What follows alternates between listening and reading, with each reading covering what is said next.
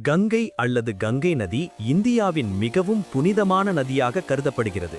இது இமயமலையில் உள்ள கங்கோத்ரி பனிச்சரிவில் தோன்றி வட இந்தியாவின் பல மாநிலங்கள் வழியாக பாய்ந்து வங்காள விரிகுடாவில் கலக்கிறது.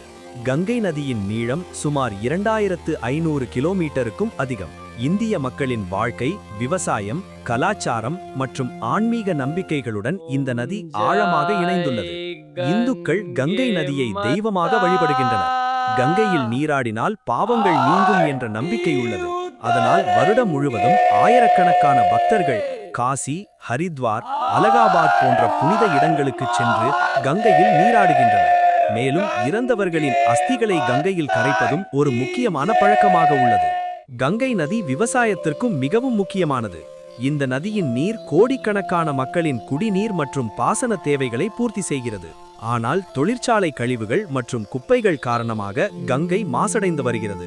அதனை சுத்தமாக பாதுகாக்க இந்திய அரசு பல திட்டங்களை மேற்கொண்டு வருகிறது. கங்கை நதி இந்தியாவின் ஆன்மீகமும் உயிர்நாடியும் ஆகும்.